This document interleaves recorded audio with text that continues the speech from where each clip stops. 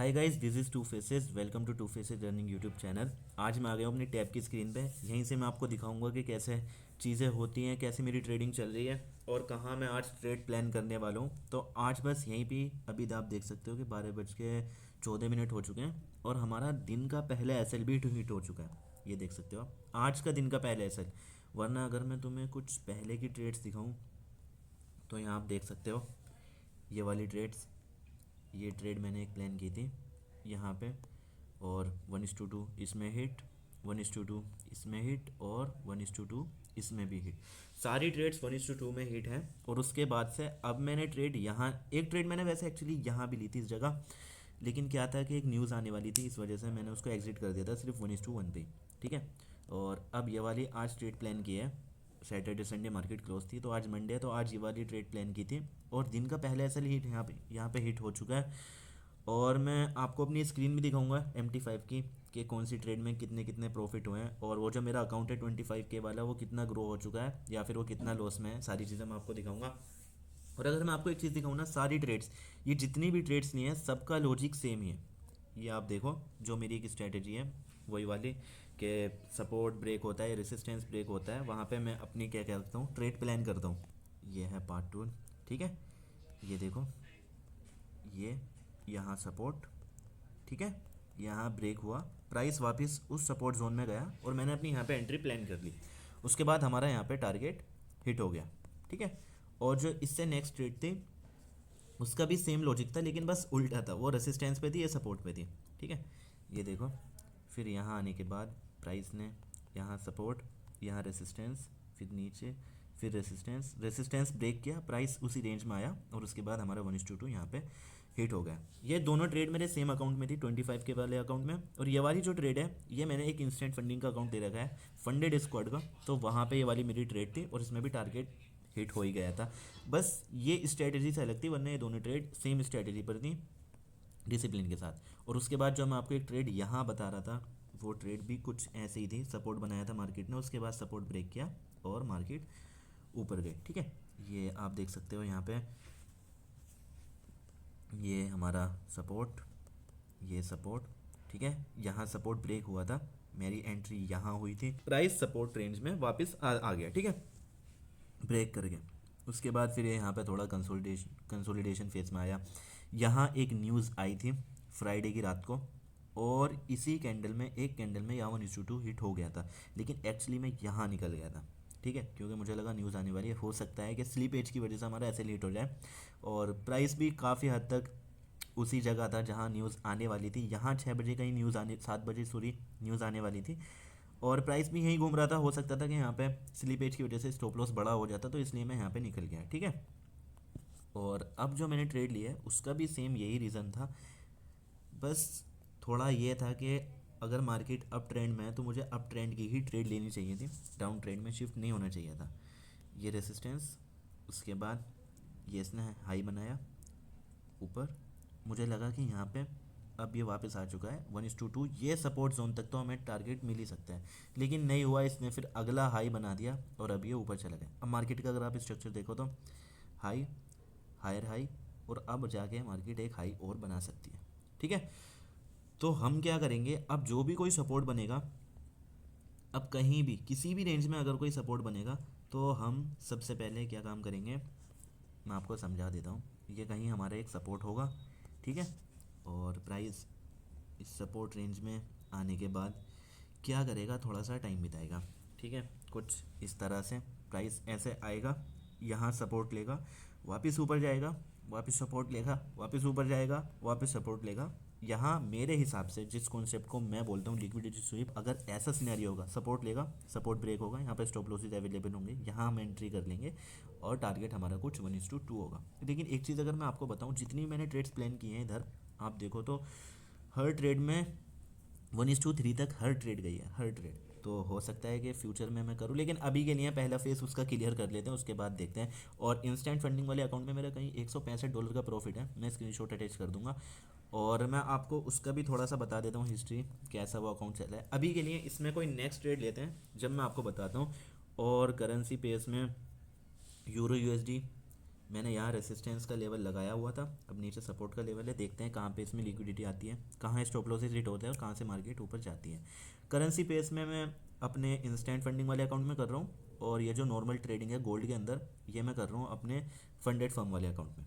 ठीक है, तो अब कोई ऐसा सिस्टम बनने देते हैं, मैं आपको जब मिलता हूँ। और इतने आप एक काम कर सकते हो, नीचे डिस्क्रिप्शन में लिंक है मेरे टेलीग्राम का और इंस्टाग्राम का, दोनों को जाके फॉलो कर लो। एटलीस्ट वहाँ मैं कुछ अपनी चीज़ें बताता रहता हूँ, कहाँ मेरा स्टॉप लॉस हिट हो गया, कहाँ क्या हो गया। लेकिन हाँ, आपको ट्रेड नहीं देता मैं, जिस दिन प्रॉफिटेबल हो जाऊँगा बिल्कुल दूंगा। ठीक है, तो डिस्क्रिप्शन में लिंक मिल जाएगा, आप इन्हें इंस्टा और टेलीग्राम फॉलो कर लो, और मैं मिलता हूँ अभी आपसे थोड़ी देर बाद। A few moments later.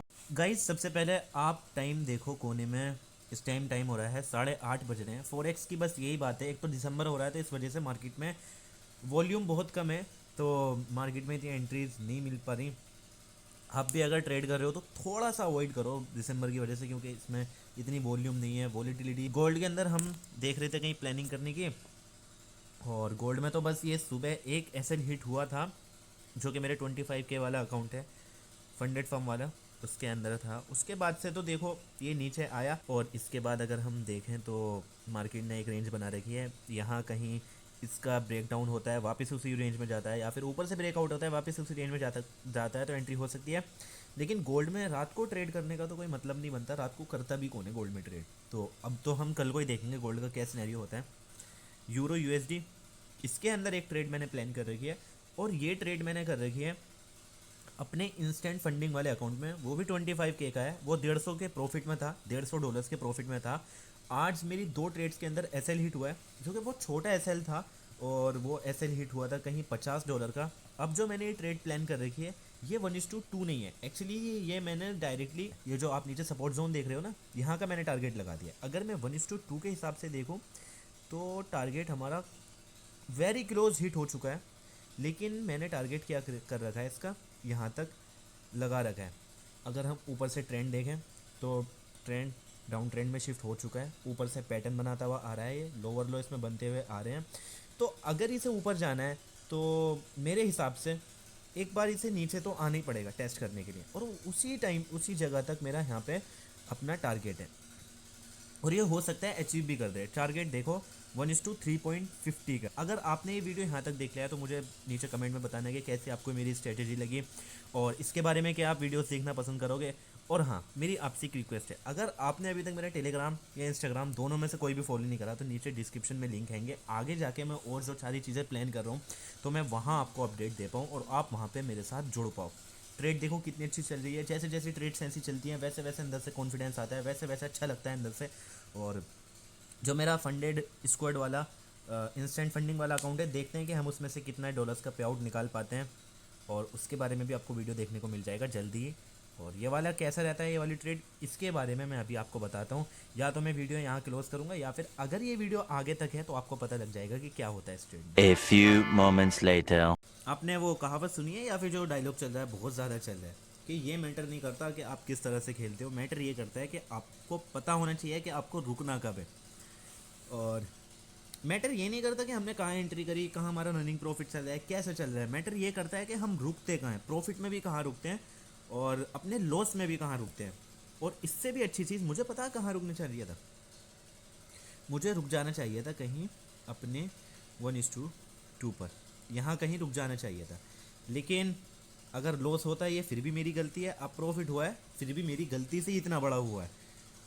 जो मेरी स्ट्रेटजी थी डिसिप्लिन के साथ जो फॉलो करना था, वो सिर्फ 1:2 फॉलो करना था। खैर, अब 2 लॉसेस हो चुके थे ऑलरेडी, तो वो सारे तो रिकवर हो गए हैं कि ट्रेड में।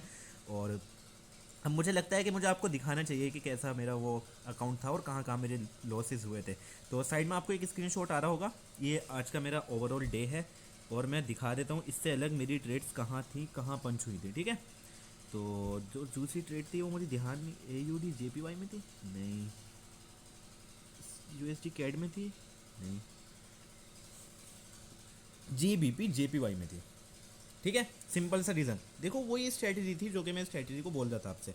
और अभी खाना खा के आया हूँ तो थोड़ा सा ऐसा हो रहा है। ठीक है, ये देखो सपोर्ट था, ठीक है, अच्छे से इसने सपोर्ट को रिस्पेक्ट किया, फिर से रिस्पेक्ट किया, ये नीचे आया, और ये जो कैंडल आप देख रहे हो ना, यहाँ यहाँ मैंने एंट्री कर ली थी, और ऊपर की नहीं है, ठीक है, मतलब बाई की नहीं है। नीचे स्टॉप लॉस मेरा इधर ही था, टारगेट ऊपर तक का था, तो यहाँ से मेरा इसने स्टॉप लॉस हिट कर दिया। और जो स्टॉप लॉस हिट करा ना, ये इतनी बड़ी कैंडल ना करा, मुझे लगा भाई इतनी बड़ी कैंडल के साथ रिजेक्शन आया, तो मैंने यहाँ सेल कर दिया। तो मैंने एक ही जगह यहाँ पहले बाई कर दिया था, बाई के बाद स्टॉप लॉस हिट हुआ, तो मैंने यहाँ सेल कर दिया। फिर थोड़ी देर बाद मेरे स्टॉप लॉस सेल का भी हिट हो गया। तो एक ट्रेड जो कि मेरे सेटअप की थी, दूसरी ट्रेड जो कि मैंने ज़बरदस्ती ली थी। तो खैर आज का दिन मेरा कुछ ऐसा था, ये ट्रेड नहीं लेनी चाहिए थी, फिर भी रिकवर हो गया है। तो अंत भला तो सब भला, लेकिन आगे से सारी चीज़ें नहीं करनी है, और सारी पोजीशन में लगा रहा हूँ तो ताकि ध्यान में रहे कि क्या क्या गलती नहीं करनी है। खैर वीडियो आज का हम यहीं तक रखते हैं। मुझे उम्मीद है कि आपको ये वीडियो पसंद आएगा। वीडियो पसंद आए तो वीडियो को लाइक करो, चैनल पर नहीं हो चैनल को सब्सक्राइब करो।